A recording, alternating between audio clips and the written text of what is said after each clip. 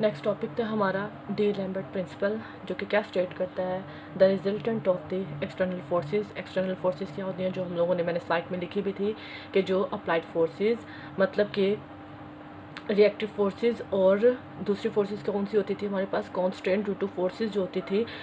मतलब कि external forces की टू टाइप्स होती है ना, एक तो अप्लाइड फोर्स होती है और दूसरी कौन सी होती है, फोर्स ड्यू टू कॉन्स्टेंट होती है। And the kinetic reaction, kinetic motion मतलब कि हमारे पास किसी भी ऑब्जेक्ट की मोशन जो होती है वो काइनेटिक होती है, और जिस फोर्स से वो ऑब्जेक्ट मोशन करता है उसे हम क्या पढ़ते हैं बच्चों, काइनेटिक फोर्स पढ़ते हैं। तो क्या कहता है कि D'Alembert principle, the resultant of the external forces and the kinetic reaction acting on the body equals to zero. एक ये स्टेटमेंट ऑन इजी और एक और इजी वर्डिंग में है कि हमारे पास it is the dynamic analogue.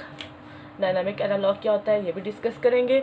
To the principle of virtual work for applied forces in a static equilibrium, मतलब कि स्टैटिक सिस्टम में।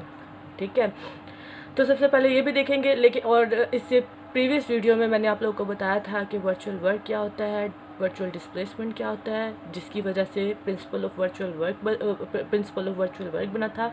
एक दफ़ा फिर मैं आप लोगों को ये थोड़ा बहुत रिवाइज करवा देती हूँ कि प्रिंसिपल वर्क क्या होता है, हमारे पास वर्चुअल डिस्प्लेसमेंट क्या होता है। वर्चुअल वर्क क्या था कि कोई भी सिस्टम इक्विलिब्रियम है, मतलब कि स्टैटिक इक्विलिब्रियम है, मतलब कि रुका हुआ है। इक्विलिब्रियम में जब कोई सिस्टम होता है उसका नेट फोर्स क्या होता है बच्चों, ज़ीरो होता है। मतलब कि हमारे पास कोई सिस्टम है, उसके अंदर क्योंकि सिस्टम जो होता है वो बहुत सारे पार्टिकल से मिलकर बना होता है, और उसके ऊपर जो नेट फोर्स होती है वो ज़ीरो होती है। आप फोर्सेस मान लें कि हमने 7 न्यूटन फोर्स इधर से लगा रहे हैं, 7 न्यूटन फोर्स इधर से लगा रहे हैं, तो इसका नेट फोर्स क्या हो जाएगा हमारे पास, ज़ीरो हो जाएगा।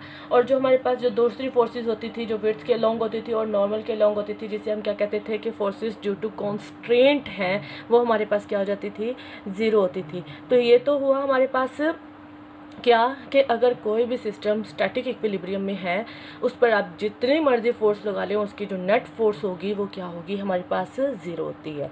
अब हमारे पास प्रिंसिपल वर्चुअल वर्क क्या होता है कि हमारे पास एक सिस्टम है जो कि स्टैटिक इक्विलिब्रियम में हो गया और बहुत सारे पार्टिकल से मिलकर बना है, और पार्टिकल की पोजीशन हल्की सी डिस्प्लेस हुई। ठीक है, कि पार्टिकल की पोजीशन हल्की सी चेंज हुई, जो कि असल में स्टैटिक इक्विलिब्रियम में बच्चों नहीं होती, लेकिन हम एज्यूम करके चलते हैं कि जैसे कि मैंने पहले भी कहा था कि हम अभी सोच ही रहे होते हैं कि अगर मैंने इतना फासला तय किया होता, अगर इतना डिस्टेंस मैंने तय किया होता तो मेरी वेलोसिटी ये होती।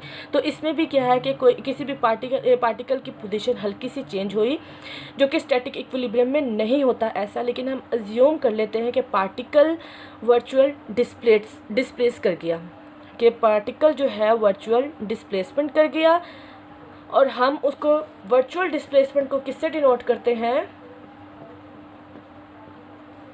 डेल आर आई फॉर एक पार्टिकल के लिए। ठीक है, इसी से डिनोट करते हैं ना हम लोग वर्चुअल डिस्प्लेसमेंट। इसको भी पढ़ा था हम लोगों ने कि जब कोई चीज़ मतलब कि कोई पार्टिकल वर्चुअल डिस्प्लेसमेंट करेगा तो किसकी वजह से करेगा, अप्लाइड फोर्स की वजह से करेगा। मतलब कि ये हुआ कि हमारे पास वर्चुअल वर्क डन हमें क्या मिला, एफ डॉट मतलब कि force into virtual displacement. Matrix से हम पढ़ते यही आ रहे हैं कि force into displacement is equal to work होता है हमारे पास। तो इस तरह इसमें क्या हो गई, हमारे पास नोटेशन चेंज हो गई है। ये क्या है कि हमारे पास वर्चुअल डिस्प्लेसमेंट है, ये हमारे पास क्या है, फोर्स ऑन द सिस्टम है। तो हमें इनका प्रोडक्ट से हमें क्या मिलता है, हमें वर्चुअल वर्क डन मिला हमें। तो मतलब कि जो वर्चुअल डिस्प्लेसमेंट के लिए जो वर्क होगा वो क्या कहलाएगा हमारे पास, वर्चुअल। तो जो वर्चुअल डिस्प्लेसमेंट के लिए वर्क होगा उसे कहेंगे वर्चुअल वर्क। अब आती है बात, इसी वजह से तो principal of virtual work done बनता है। फिर बनता है हमारे पास प्रिंसिपल ऑफ वर्चुअल वर्क, जो कि क्या होता है, जो वर्चुअल वर्क होता है वो किसकी वजह से होता है, असल में अप्लाइड फोर्सेस की वजह से होता है। क्या कहा मैंने, जो वर्चुअल वर्क होता है वो असल में अप्लाइड फोर्सेस की वजह से होता है, और जो फोर्स ड्यू टू कॉन्स्ट्रेंट्स की वजह से नहीं होता। जिस तरह हमने पिछली वीडियो में ब्रीफली हम लोगों ने एक्सप्लेन भी किया था कि वर्चुअल वर्क क्या होता है और हमारे पास कॉन्स्ट्रेंट्स क्या होती हैं, ठीक है। कॉन्स्ट्रेंट्स का फिर मैं बता दूंगी अभी, और वहाँ पे हम लोग, मैं सिर्फ यहाँ पर इसका क्या बता रही हूँ, सिर्फ वो थोड़ा सा थीम टाइप बता रही हूँ कि तो क्या है कि principle virtual work applied force की वजह से होता है, do not due to constraint force. तो यही तो है प्रिंसिपल ऑफ वर्चुअल वर्क, जो अप्लाइड फोर्स की वजह से होता था, फोर्स ड्यू टू कॉन्स्ट्रेंट की वजह से नहीं होता। अब क्या आता है हमारे पास कॉन्स्ट्रेंट्स। कॉन्स्ट्रेंट्स क्या होती हैं कि मेरे पास एक पार्टिकल है जो कि 3 डायमेंशन में मूव कर रहा है, लेकिन मैं क्या करती हूँ कि उसको मैं 2D डायमेंशन में क्या करवा देती हूँ, मूव करवा देती हूँ। एक पार्टिकल है 3 डायमेंशन में मूव करता है, लेकिन मैं 2 डायमेंशन में मूव करवा रही हूँ, तो मैंने क्या लगा दी, लिमिट लगा दी।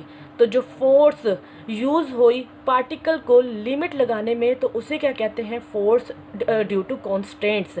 क्या कहा मैंने कि कोई भी पार्टिकल है 3D में मूव करता है, डेफिनेटली करता है, लेकिन मैंने उसको 2D में, मतलब कि 2 डायमेंशन में मूव करवाना है, तो मैंने क्या लगा दी उस पर, लिमिट मैंने उस पर क्या लगा दी, कॉन्स्टेंट्स लगा दी है। तो जो फोर्स यूज़ हुई पार्टिकल को लिमिट करवाने, तो उसे हम क्या कहेंगे, कॉन्स्टेंट्स ड्यू टू फोर्स। तो यही है हमारे पास प्रिंसिपल ऑफ वर्चुअल वर्क। अब हम पढ़ते हैं कि नहीं, हम प्रिंसिपल ऑफ वर्चुअल वर्क किस में पढ़े होते हैं, हम स्टैटिक इक्विलिब्रियम में पढ़ते हैं। लेकिन अगर मान लें कि यही सिस्टम मोशन में आ जाए, तब हम क्या अप्लाई करेंगे, तब हम अप्लाई करते हैं डी-एलेम्बर्ट प्रिंसिपल, जो कि सेम यही होता है लेकिन मोशन में होता है, डायनेमिक